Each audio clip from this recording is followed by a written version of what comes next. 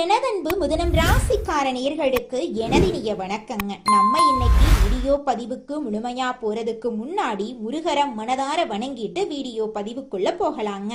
ஓ முருகா போற்றி, ஓ முருகா போற்றி, ஓ முருகா போற்றி, எனைக்காக்கும் முருகனே போற்றி.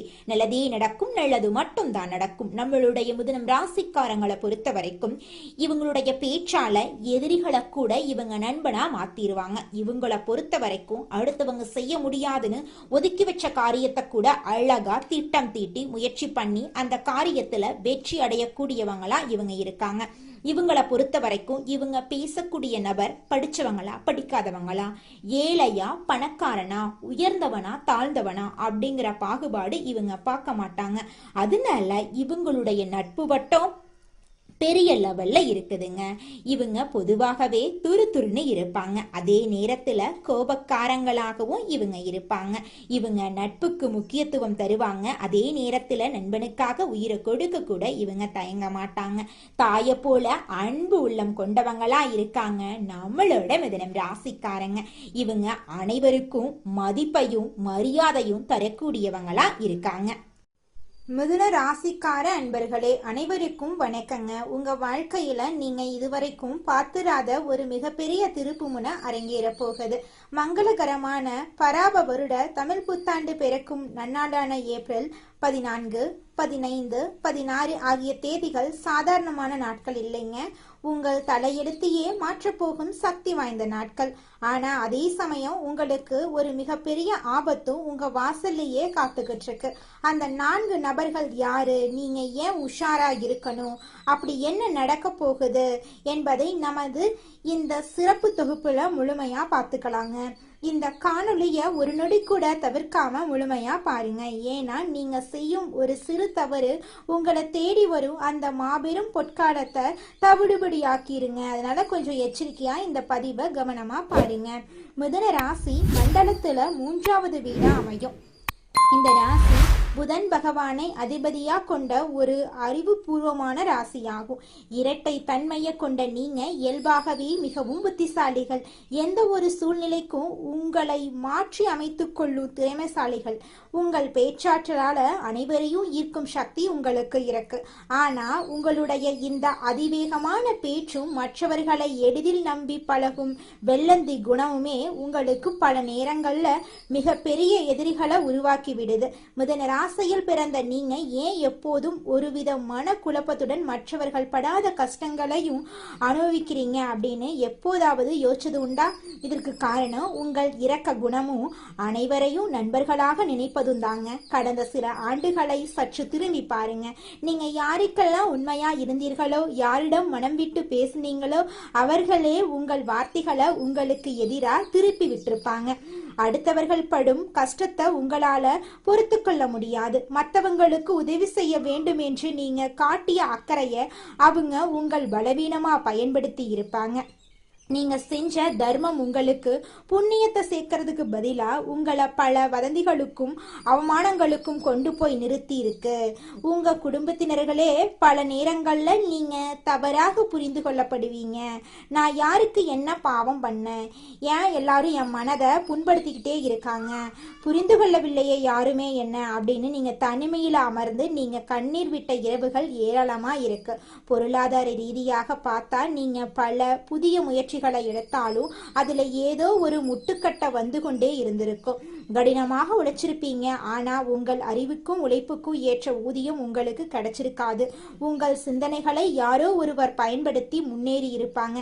எதை தொட்டாலும் தடை, உறவுகளுக்குள் விரிசல் என ஒரு வழித்தடத்துல சிக்கி தவித்த உங்களுக்கு மங்களகரமான பராப வருட தமிழ் புத்தாண்டு பிறக்க போகுது. இந்த புத்தாண்டுல உங்க வாழ்க்கையில பல விதமான நன்மைகள் நடக்க போகுது.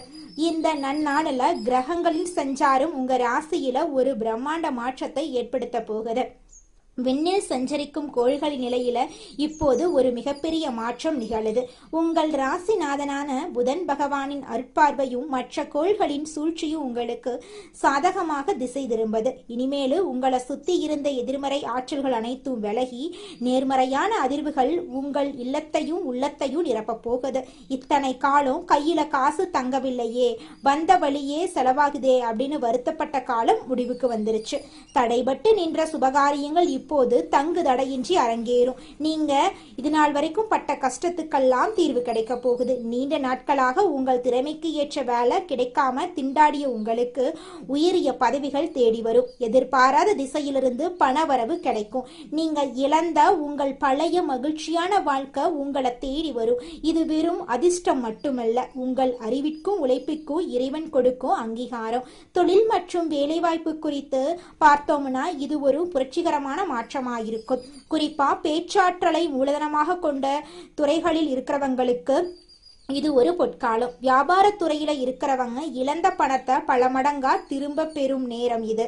புதிய கிளைகளை தொடங்குவதற்கும் புதிய முதலீடுகளை செய்வதற்கும் இதுவே மிகச்சிறந்த தருணம். பிரிந்து சென்ற உறவுகள் உங்க அருமையை புரிந்து கொண்டு மீண்டும் உங்களை தேடி வர போறாங்க. உங்க வாழ்க்கையே சொர்க்க வாழ்க்கையா மாறப்போகுது. இந்த ஏப்ரல் 14, 15, 16 ஆகிய தேதிகளில் உங்கள் சிந்தனை மிகவும் தெளிவாக இருக்கும். நீங்க எடுக்கும் ஒவ்வொரு சிறிய முடிவும் பின்னாளில் ஒரு மிகப்பெரிய ஆலமரமா வளர்ந்து உங்களுக்கு நிழல் தருங்க. மிதுன ராசி நேயர்களே, இப்போது நாம பார்க்க போகும் இந்த பகுதி உங்க வாழ்வின் மிக முக்கியமான ஒரு எச்சரிக்கை மணிங்க. அதிர்ஷ்டம் கதவை தட்டும் போது அதே கதவின் பின்னால சில சவால்களும் ஒளிந்திருக்கும் என்பதுதான் பிரபஞ்சத்தோட நியதிங்க. உங்க வாழ்க்கையில இந்த தமிழ் புத்தாண்டு காலத்துல ஏற்பட போகும் அந்த பொற்கால மாற்றத்தை தடுப்பதற்காகவே அல்லது திசை திருப்புவதற்காகவோ சில மனித உருவல வரும் தடைகள் காத்துக்கிட்டு இருக்கு. அதீத பேச்சும் முடிவெடுப்பதில் ஏற்படும் தயக்கமுமே உங்களுக்கு பல நேரங்கள்ல வினையா முடிஞ்சிருது.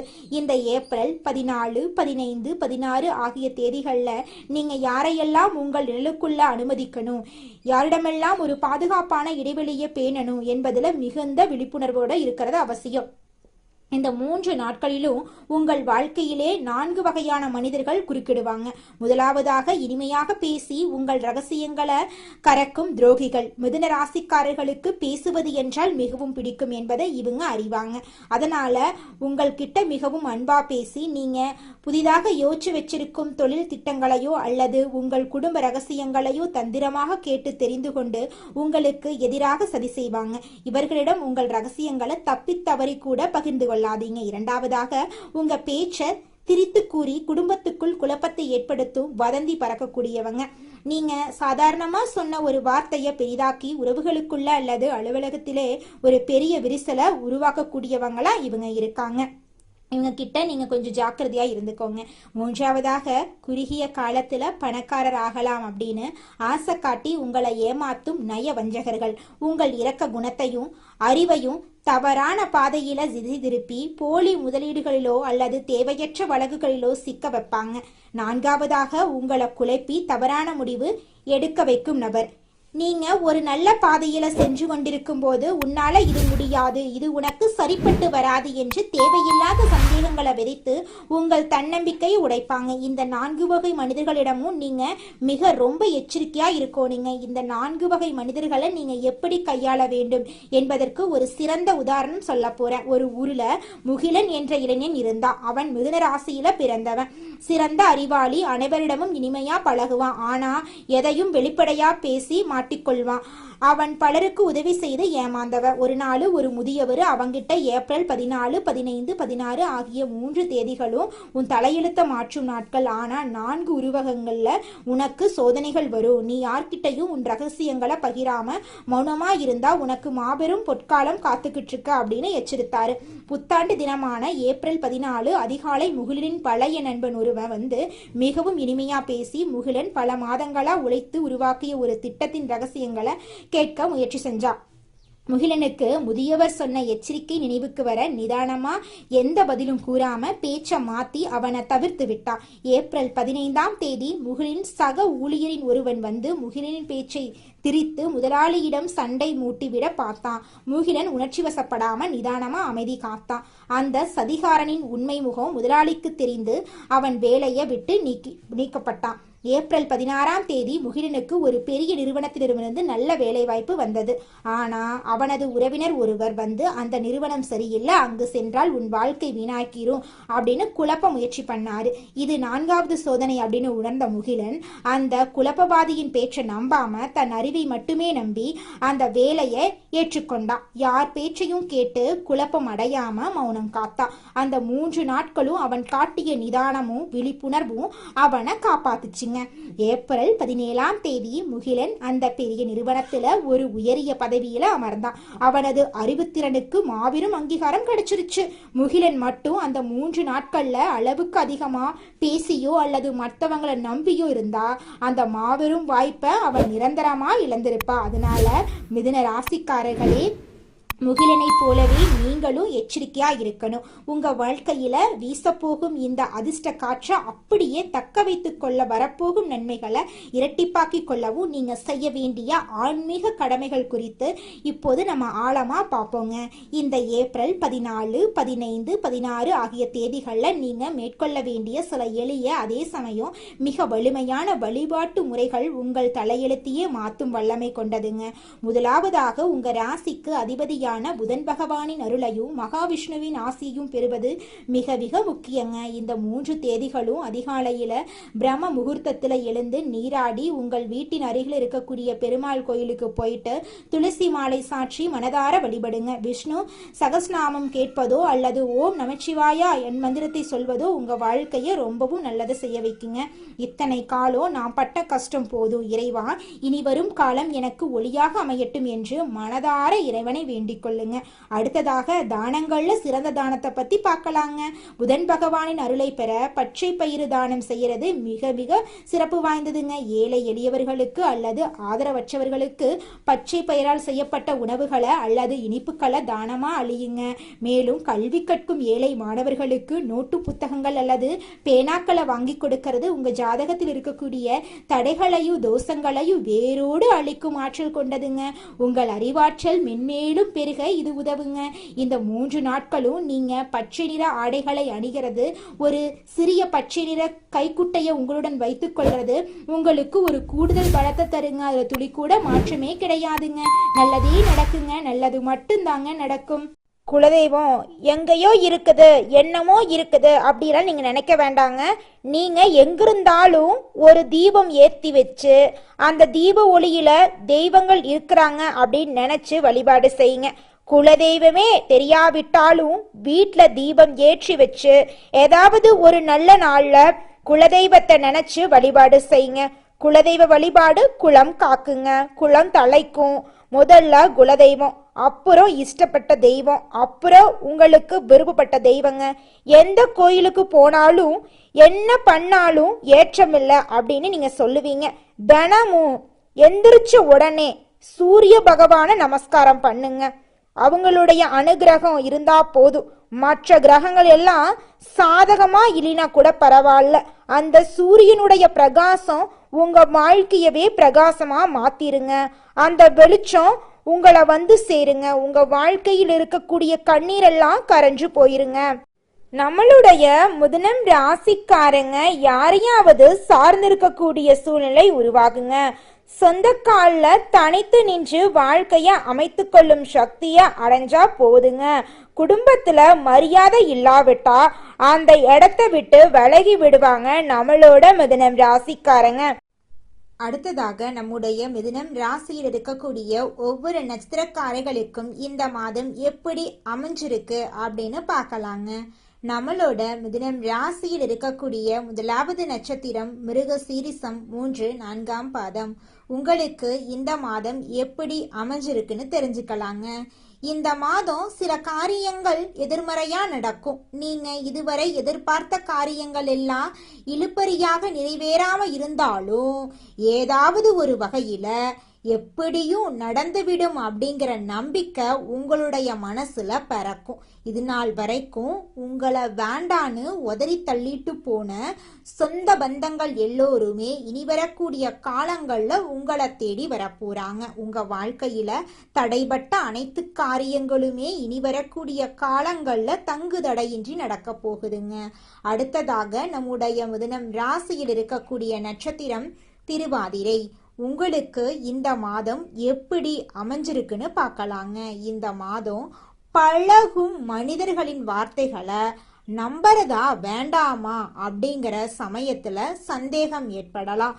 ராகு சஞ்சாரத்தால வாழ்க்கையில பிடிப்பும் ஆர்வமும் இல்லாம சலிப்பை உண்டாக்குனாலும் ராசிநாதனோட பலத்தால பாதிப்பை உண்டாக்காம காப்பாற்றி வருவாரு. இனிப்பும் கசப்பும் மாறி மாறி இன்றைய பலன்கள் உங்களுக்கு இருக்குதுங்க. உங்களோட வாழ்க்கையில நல்லது தாங்க நடக்கும், கெட்டது அப்படிங்கிற பேச்சுக்கெல்லாம் துளி கூட இடம் கிடையாதுங்க. திருமணம் ஆகாதவங்களுக்கு திருமண தடை நீங்கி உங்களுக்கேற்ற சரியான வாழ்க்கை துணையோடு திருமணம் நடக்க போகுதுங்க.